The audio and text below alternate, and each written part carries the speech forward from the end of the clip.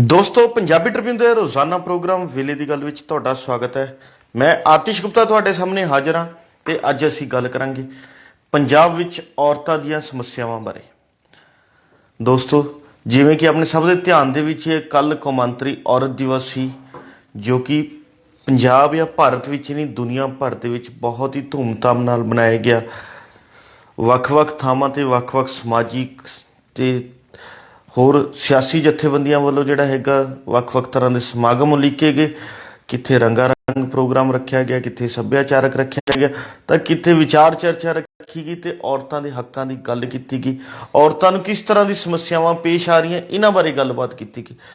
ਇਹਨਾਂ ਸਾਰੀਆਂ ਚੀਜ਼ਾਂ ਨੂੰ ਜਿਹੜਾ ਹੈਗਾ ਕੱਲ ਗੱਲਬਾਤ ਹੋਈ ਹੈ। ਪਰ ਇਸ ਤੋਂ ਪਹਿਲਾਂ ਤੁਹਾਨੂੰ ਦੱਸ ਦਈਏ ਵੀ ਕਿ ਔਰਤ ਦਿਵਸ ਜਿਹੜਾ ਇਹ ਕੌਮਾਂਤਰੀ ਔਰਤ ਦਿਵਸ ਹੈ, ਇਹ ਇੱਕ ਖੱਬੇ ਪੱਖੀ ਆਗੂ ਕਲੇਰਾ ਜ਼ੈਡਕਿਨ ਦੀ ਜਿਹੜਾ ਹੈਗਾ ਮੰਗ ਤੇ ਇਹ ਦਿਨ ਜਿਹੜਾ ਹੈਗਾ ਸ਼ੁਰੂ ਕੀਤਾ ਗਿਆ।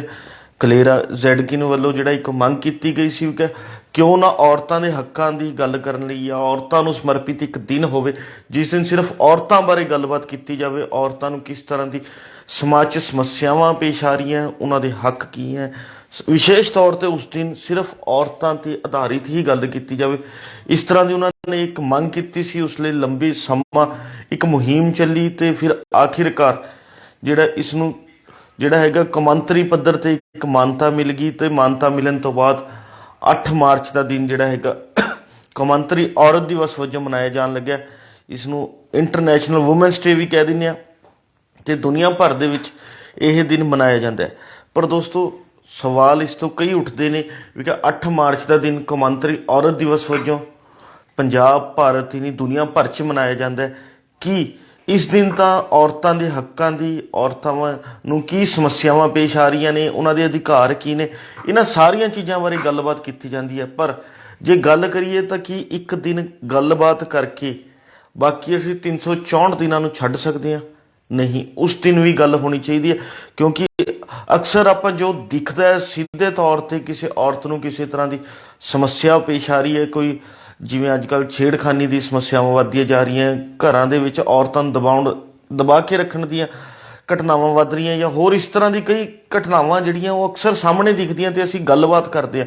ਪਰ ਕੁਝ ਚੀਜ਼ਾਂ ਇਹੋ ਜਿਹੀਆਂ ਵੀ ਨੇ ਜਿਹੜੇ ਹਰ ਕਿਸੇ ਨੂੰ ਨਹੀਂ ਦਿਖਦੀਆਂ, ਪਰ ਔਰਤ ਨੂੰ ਜਿਹੜਾ ਹੈਗਾ ਉਸ ਦਾ ਮੁੱਖ ਤੌਰ 'ਤੇ ਜਿਹੜਾ ਹੈਗਾ ਸਮੱਸਿਆ ਦੇ ਤੌਰ 'ਤੇ ਕਹਿ ਲਈ ਜਾਂ ਜ਼ਿੰਦਗੀ ਭਰ ਜਿਹੜਾ ਹੈਗਾ ਉਸ ਦੀ ਦਿੱਕਤਾਂ ਪਰੇਸ਼ਾਨੀਆਂ ਨਾਲ ਝੱਲਣੀ ਪੈਂਦੀ ਹੈ।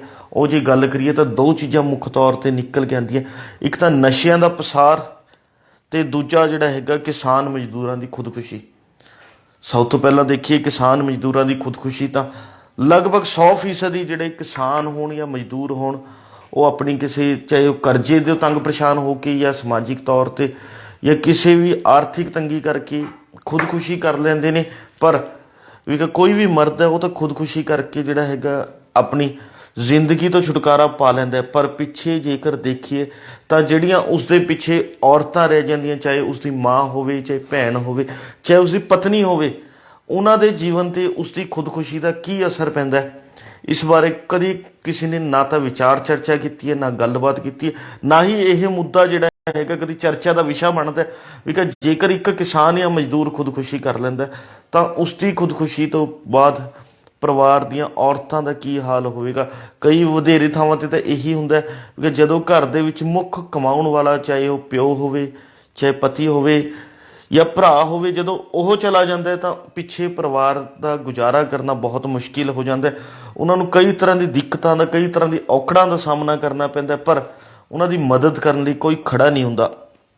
ਇਸ ਵੱਲ ਜਿਹੜਾ ਹੈਗਾ ਕੋਈ ਵੀ ਨਾ ਤਾਂ ਧਿਆਨ ਦਿੰਦਾ ਹੈ, ਨਾ ਹੀ ਇਸ ਬਾਰੇ ਸੋਚਿਆ ਜਾਂਦਾ, ਨਾ ਹੀ ਇਹ ਮੁੱਦਾ ਜਿਹੜਾ ਹੈਗਾ ਕਦੇ ਸਾਡੀ ਵਿਚਾਰ ਚਰਚਾ ਦਾ ਹਿੱਸਾ ਬਣਦਾ ਵੀ ਕਿ ਜੇਕਰ ਇੱਕ ਕਿਸਾਨ, ਮਜ਼ਦੂਰ ਜਾਂ ਕਿਸੇ ਵੀ ਵਰਗ ਨਾਲ ਸੰਬੰਧਿਤ ਵਿਅਕਤੀ ਖੁਦਕੁਸ਼ੀ ਕਰ ਲੈਂਦਾ ਤਾਂ ਪਿੱਛੇ ਉਸਦੇ ਪਰਿਵਾਰ ਨਾਲ ਕੌਣ ਦੇਖਭਾਲ ਕਰੂਗਾ। ਉਹਨਾਂ ਦੀ ਜਿਹੜੀ ਸਮੱਸਿਆਵਾਂ ਹੁੰਦੀਆਂ, ਚਾਹੇ ਉਹ ਘਰੇਲੂ ਗੁਜ਼ਾਰਾ ਕਰਨ ਦੀ ਹੋਣ ਜਾਂ ਉਹਨਾਂ ਦੀ ਜਿਹੜੀ ਜ਼ਰੂਰਤ ਹੈ ਉਹਨਾਂ ਨੂੰ ਪੂਰਾ ਕਰਨ ਲਈ ਹੋਣ, ਕੀ ਸਰਕਾਰਾਂ ਮਦਦ ਕਰਨਗੀਆਂ, ਕੋਈ ਸਮਾਜਿਕ ਜਥੇਬੰਦੀਆਂ ਮਦਦ ਕਰਨਗੀਆਂ, ਜਾਂ ਕਿਸ ਤਰ੍ਹਾਂ ਜਿਹੜਾ ਹੈਗਾ ਉਹਨਾਂ ਦੀ ਮਦਦ ਕੀਤੀ ਜਾ ਸਕਦੀ ਹੈ। ਇਹ ਜ਼ਰੂਰ ਇਸ ਬਾਰੇ ਗੱਲਬਾਤ ਹੋਣੀ ਚਾਹੀਦੀ ਹੈ, ਚਰਚਾ ਹੋਣੀ ਚਾਹੀਦੀ ਹੈ, ਤਾਂ ਜੋ ਵੱਡੀ ਗਿਣਤੀ 'ਚ ਲੋਕ ਜਿਹੜੇ ਨੇ ਹਰ ਸਾਲ ਆਪਾਂ ਆંકੜਾ ਦੇਖਦੇ ਹਾਂ ਵੀ ਕਿ ਵੱਡੀ ਗਿਣਤੀ 'ਚ ਲੋਕ ਖੁਦਕੁਸ਼ੀ ਕਰ ਜਾਂਦੇ ਨੇ। ਉਹ ਕਿਸਾਨ ਵੀ ਹੁੰਦੇ ਨੇ, ਮਜ਼ਦੂਰ ਵੀ ਹੁੰਦੇ ਨੇ, ਜਾਂ ਹੋਰ ਵੱਖ-ਵੱਖ ਵਰਗਾਂ ਤੋਂ ਵੀ ਹੁੰਦੇ ਨੇ। ਤਾਂ ਉਹਨਾਂ ਦੇ ਪਿਛੋਕੜ ਪਰਿਵਾਰ ਨੂੰ ਜਿਹੜਾ ਹੈਗਾ ਆਪਣਾ ਗੁਜ਼ਾਰਾ ਕਰਨ ਲਈ ਕਈ ਤਰ੍ਹਾਂ ਦੀ ਦਿੱਕਤਾਂ ਪਰੇਸ਼ਾਨੀਆਂ ਹੁੰਦੀਆਂ ਨੇ। ਭਾਵੇਂ ਕਿ ਜਿਹੜੀਆਂ ਸਰਕਾਰਾਂ ਵੱਲੋਂ ਜਿਹੜਾ ਹੈਗਾ ਇਸ ਤਰ੍ਹਾਂ ਦੇ ਪੀੜਤ ਪਰਿਵਾਰਾਂ ਨੂੰ ਮੁਆਵਜ਼ਾ ਦੇਣ ਲਈ ਇੱਕ ਨੀਤੀ ਤਾਂ ਘੜੀ ਹੋਈ ਹੈ ਵੀ ਕਿ ਹਾਂਜੀ, ਜੇਕਰ ਕਿਸੇ ਵੀ ਕਿਸਾਨ ਜਾਂ ਮਜ਼ਦੂਰ ਦੇ ਵੱਲੋਂ ਖੁਦਕੁਸ਼ੀ ਕਰ ਲਈ ਜਾਂਦੀ ਹੈ ਤਾਂ ਉਸਦੇ ਪਿੱਛੇ ਪੀੜਤ ਪਰਿਵਾਰ ਨੂੰ ਇੱਕ ਮੁਆਵਜ਼ਾ ਦਿੱਤਾ ਜਾਏਗਾ, ਇੱਕ ਰਾਸ਼ੀ ਵੀ ਤੈਅ ਕੀਤੀ ਗਈ ਹੈ। ਪਰ ਅਕਸਰ ਜਦੋਂ ਇਹ ਚੀਜ਼ ਦੇਖਦੇ ਹਾਂ ਕਿ ਖੁਦਕੁਸ਼ੀ ਤੋਂ ਬਾਅਦ ਜਦੋਂ ਇੱਕ ਤਾਂ ਫਾਰਮ ਭਰਨ ਦਾ ਪ੍ਰੋਸੈਸ ਕਰੀਏ ਤਾਂ ਉਹ ਬਹੁਤ ਲੰਬਾ ਪ੍ਰੋਸੈਸ ਹੈ, ਕਾਗਜ਼ ਹੀ ਪੂਰੇ ਕਰਨੇ ਬੜੇ ਔਖੇ ਹੋ ਜਾਂਦੇ ਨੇ, ਜਿਸ ਕਰਕੇ ਵਧੇਰੇ ਕੇਸਾਂ 'ਚ ਇਹੀ ਚੀਜ਼ ਸਾਹਮਣੇ ਆਉਂਦੀ ਹੈ ਕਿ ਜਾਂ ਤਾਂ ਸਭ ਤੋਂ ਪਹਿਲਾਂ ਸਮੇਂ ਦੀ ਦਿੱਕਤ ਆ ਜਾਂਦੀ ਹੈ। ਉਸਦਾ ਇੱਕ ਤੈਅ ਸਮਾਂ ਰੱਖਿਆ ਹੋਇਆ ਵੀ ਕਿ ਉਸਨੂੰ ਜਿਹੜਾ ਹੈਗਾ 1 ਮਹੀਨੇ ਦੇ ਅੰਦਰ ਅਪਲਾਈ ਕਰਨਾ ਹੁੰਦਾ ਵੀ ਕਿ ਇਹ ਖੁਦਕੁਸ਼ੀ ਹੋ ਗਈ, 2 ਮਹੀਨੇ ਅੰਦਰ ਅਪਲਾਈ ਕਰਨਾ ਹੁੰਦਾ। ਉਹ ਸਮਾਂ ਬੜਾ ਸੀਮਤ ਹੁੰਦਾ ਵੀ ਕਿ ਉਦੋਂ ਤੱਕ ਤਾਂ ਬੰਦਾ ਸਦਮੇ 'ਚੋਂ ਹੀ ਬਾਹਰ ਨਹੀਂ ਆ ਪਾਉਂਦਾ ਅਤੇ ਇਸ ਪਾਸੇ ਆ ਕੇ ਕਿਵੇਂ ਅਪਲਾਈ ਕਰੇ ਜਾਂ ਕਿਵੇਂ ਜਿਹੜਾ ਹੈਗਾ ਇਹ ਮੁਆਵਜ਼ਾ ਲੈਣ ਲਈ ਜਿਹੜਾ ਅੱਗੇ ਆਵੇ। ਦੂਜਾ ਇਸ ਦੇ ਨਾਲ ਹੀ ਗੱਲ ਕਰੀਏ, ਜਿਵੇਂ ਕਿ ਆਪਾਂ ਦੱਸਿਆ ਫਾਰਮ ਦਾ ਪ੍ਰੋਸੀਜਰ ਬਹੁਤ ਵਧੀਆ ਵੱਡਾ ਹੁੰਦਾ ਤਾਂ ਵੱਡਾ ਹੋਣ ਕਰਕੇ ਜਿਹੜਾ ਹੈਗਾ ਕਾਗਜ਼ਾਂ ਦੀ ਘਾਟ ਜਿਹੜੀ ਹੈਗੀ ਆ ਅਕਸਰ ਦੇਖਣ ਨੂੰ ਮਿਲਦੀ ਹੈ ਕਿਉਂਕਿ ਜ਼ਿਆਦਾਤਰ ਮਾਮਲਿਆਂ 'ਚ ਕਾਗਜ਼ਾਤ ਹੀ ਪੂਰੇ ਨਹੀਂ ਹੁੰਦੇ, ਜਿਸ ਕਰਕੇ ਇਹ ਮੁਆਵਜ਼ਾ ਜਿਹੜਾ ਹੈਗਾ ਮਿਲਣ ਤੋਂ ਲੋਕ ਜਿਹੜੇ ਨੇ ਵਾਂਝੇ ਰਹਿ ਜਾਂਦੇ ਨੇ, ਪੀੜਤ ਪਰਿਵਾਰ ਵਾਂਝੇ ਰਹਿ ਜਾਂਦੇ ਨੇ।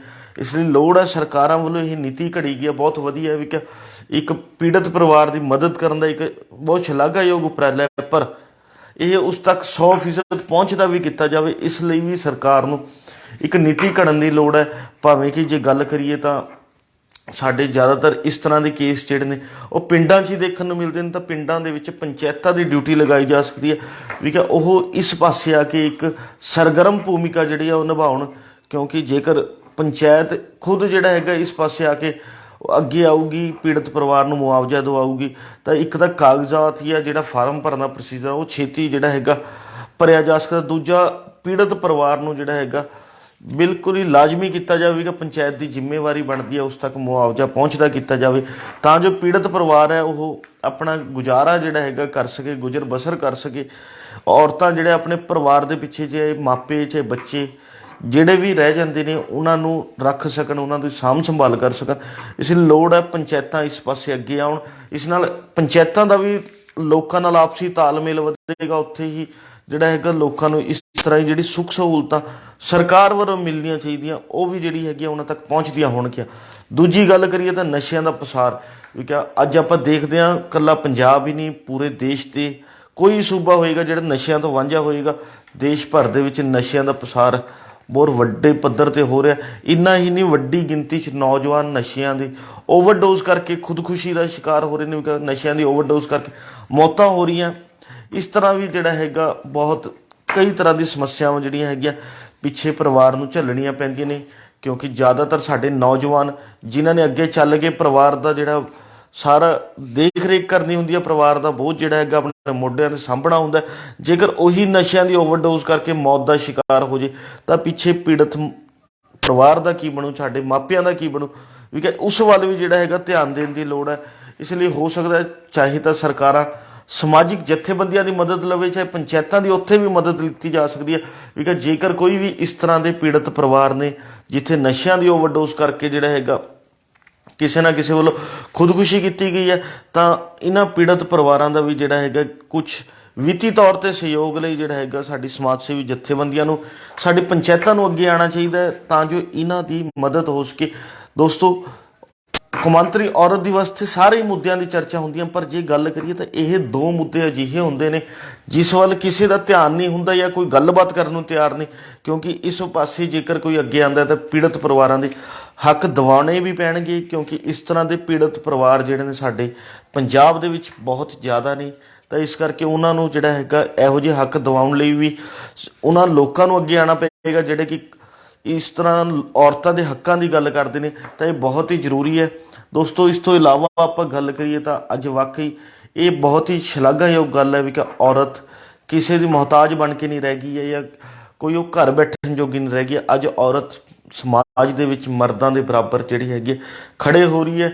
ਜੇ ਗੱਲ ਕਰੀਏ ਚਾਹੇ ਉਹ ਸਿੱਖਿਆ ਦਾ ਖੇਤਰ ਹੋਵੇ, ਸਿਹਤ ਦਾ ਖੇਤਰ ਹੋਵੇ ਜਿਹੜਾ ਹੈਗਾ, ਜਾਂ ਹੋਰ ਕੋਈ ਆਪਾਂ ਵੱਖ-ਵੱਖ ਸਰਕਾਰੀ ਮਹਿਕਮਿਆਂ ਦੀ ਗੱਲ ਕਰ ਲਈਏ, ਚਾਹੇ ਉਹ ਸਾਇੰਸ ਦੀ ਗੱਲ ਹੋਵੇ, ਟੈਕਨੋਲੋਜੀ ਦੀ ਗੱਲ ਹੋਵੇ, ਹਰ ਖੇਤਰ ਦੇ ਵਿੱਚ ਔਰਤਾਂ ਜਿਹੜੀਆਂ ਅੱਜ ਵੱਧ ਚੜ ਕੇ ਹਿੱਸਾ ਲੈ ਰਹੀਆਂ, ਨੌਕਰੀ ਕਰ ਰਹੀਆਂ।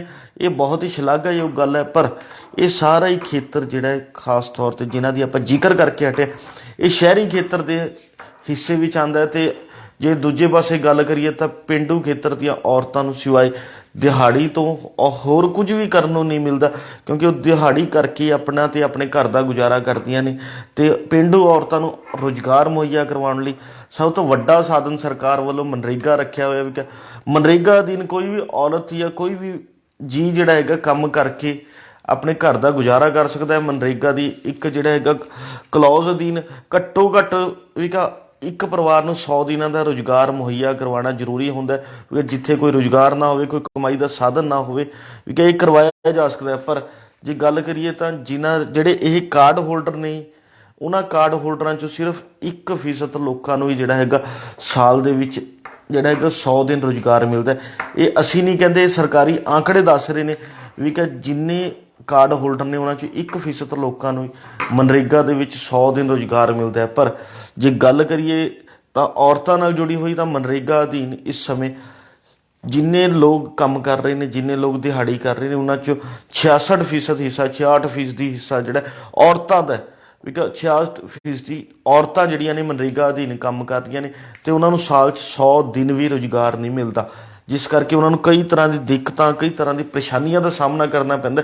ਇਸ ਲਈ ਲੋੜ ਹੈ ਸਾਡੀਆਂ ਸਰਕਾਰਾਂ ਨੂੰ ਵੀ ਕਿ ਇਸ ਤਰ੍ਹਾਂ ਦੀ ਨੀਤੀਆਂ ਤਾਂ ਬਹੁਤ ਵਧੀਆ ਬਣਾਈਆਂ ਹੋਈਆਂ, ਚਾਹੇ ਮਨਰੇਗਾ ਅਧੀਨ ਕੰਮ ਹੋਵੇ, ਕਿਉਂਕਿ ਮਨਰੇਗਾ ਅੱਜ ਦੇ ਸਮੇਂ ਸਭ ਤੋਂ ਵਧੀਆ ਮਾਧਿਅਮ ਹੈ ਵੀ ਕਿ ਪਿੰਡਾਂ ਅਤੇ ਸ਼ਹਿਰਾਂ ਦੇ ਜਿੰਨੇ ਵੀ ਗਰੀਬ ਵਰਗ ਹੈ ਜਾਂ ਗਰੀਬ ਤਬਕਾ ਹੈ, ਉਸਨੂੰ ਰੁਜ਼ਗਾਰ ਮੁਹੱਈਆ ਕਰਵਾਉਣ ਦਾ ਇਹ ਸਭ ਤੋਂ ਵਧੀਆ ਢੰਗ ਤਰੀਕਾ ਹੈ।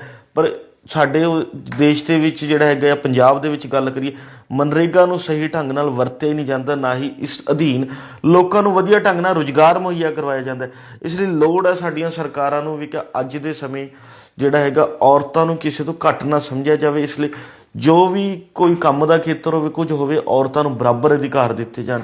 ਜਿਵੇਂ ਕਿ ਹੁਣ ਦੇਖਦੇ ਹਾਂ ਵੀ ਕਿ ਹੌਲੀ ਹੌਲੀ ਚੋਣਾਂ ਦੇ ਵਿੱਚ ਔਰਤਾਂ ਨੂੰ ਬਰਾਬਰ ਅਧਿਕਾਰ ਵੱਲ ਜਿਹੜਾ ਹੈਗਾ ਸਮਾਜ ਤੁਰ ਪੜਿਆ।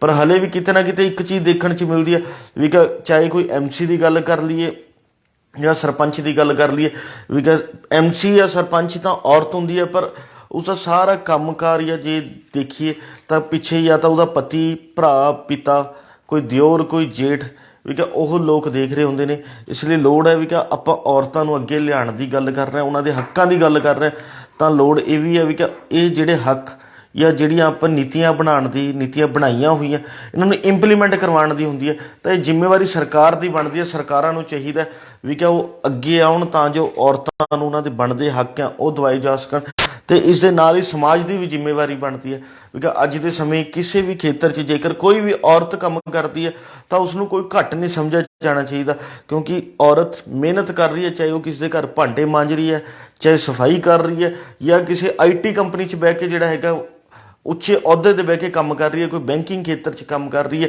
ਕੋਈ ਸਿਹਤ ਦੇ ਖੇਤਰ 'ਚ ਕੰਮ ਕਰ ਰਹੀ ਹੈ।